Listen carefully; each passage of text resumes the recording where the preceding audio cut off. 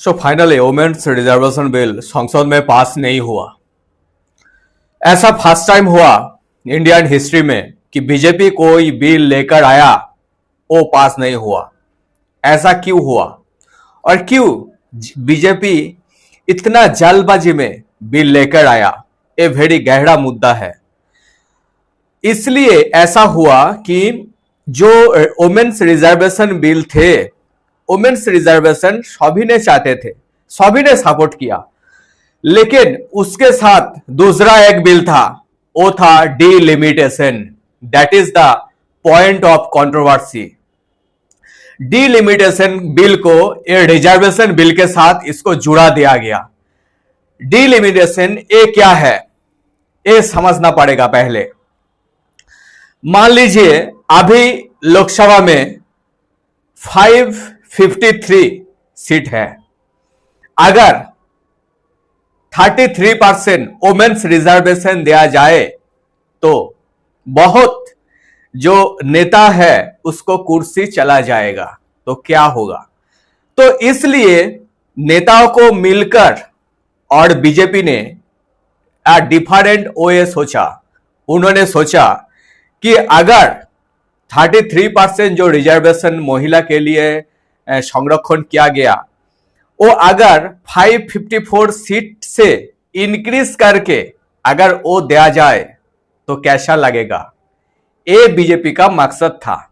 लेकिन किसी ने इसको, ऑपोजिशन ने इसको सपोर्ट नहीं किया। लोकसभा में ये वोटावोटी हुआ, लेकिन बिल पास नहीं हुआ, क्योंकि जो इंपॉर्टेंस बिल होते हैं उसके लिए 2/3 मेजोरिटी चाहिए, लेकिन ये इस बिल में 2/3 मेजोरिटी नहीं मिली, इसलिए ये बिल संसद में पास नहीं हुआ। तो क्यों नहीं हुआ, सिर्फ इसका साथ डिलिमिटेशन जुड़ा गया। और एक दूसरी बात है कि जो वुमेन्स रिजर्वेशन का बिल है, वो बिल पहले से ही 2023 में ये बिल पास हुआ था संसद में। लेकिन ये तब भी बोला गया था कि सेंसस होने के बाद इस बिल को इंप्लीमेंट किया जाएगा। आप लोग जानते हो कि 2021 में सेंसस होना था, लेकिन नहीं हुआ, क्योंकि कोविड चल रहा था, इसलिए नहीं हुआ। तो ऑलरेडी 1 अप्रैल सेंसस चालू हो गया। तो सभी ऑपोजिशन पार्टी को कहना है कि अगर डिलिमिटेशन करना है तो इसके लिए आपको पहले सेंसस करना होगा।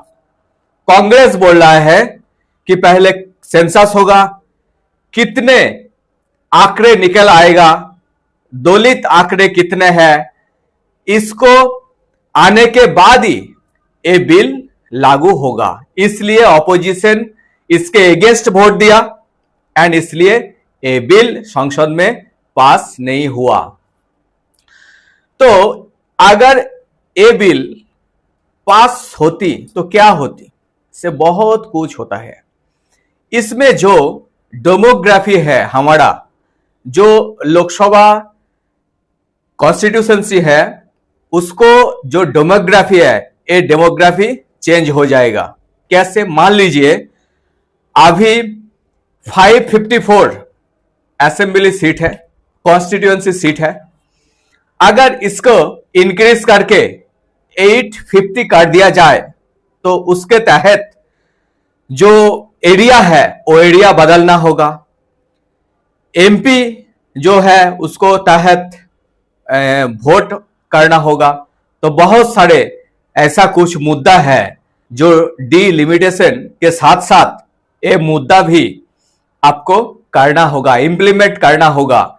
तो इस जो बिल है, इस बिल को इंप्लीमेंट करने के लिए बहुत ज्यादा टाइम लगता है। इलेक्शन के टाइम में ऐसा नहीं होता। ये एक बात है। दूसरी बात है, 33% जो महिलाओं है, अगर वो आ जाए तो ऐसा हो सकता है कि बीजेपी और ज्यादा ताकतदार हो सकता है। इसके जो एमपी संख्या कम है, जो थर्ड टर्म में मोदी जी को पूर्ण बहुमत नहीं मिली, तो हो सकता है अगर 33% रिजर्वेशन महिला को आ जाए तो इसके तहत कुछ एमएलए ऐसा, एमपी ऐसा है जो बीजेपी के अंदर आ सकता है और बीजेपी पूर्ण बहुमत कर सकता है। तो ऐसा बहुत कुछ हो सकता है, इसलिए जल्दबाजी में स्पेशल बैठक डाका, लेकिन ये सक्सेसफुल नहीं हुआ क्योंकि ऑपोजिशन वालों ने वोट नहीं किया। उन्होंने बोला, प्रियंका गांधी जो बोला बहुत अच्छी बात उन्होंने कही है कि जल्दबाजी में इन्होंने बैठक बुलाया, पार्लियामेंट की सेशन शुरू किया जल्दबाजी में, क्योंकि जल्दबाजी में ऑपोजिशन को ज्यादा थिंकिंग करने का टाइम नहीं मिलता, तो इसलिए जल्दबाजी में ये बिल हम पास कर देंगे, ऐसा इसका कहना है। प्रियंका गांधी ने ऐसा कहा। तो फाइनली ये बिल पास नहीं हुआ। पहला ऐसा हुआ कि बीजेपी ने कोई बिल लेकर आया लेकिन वो बिल पास नहीं हुआ।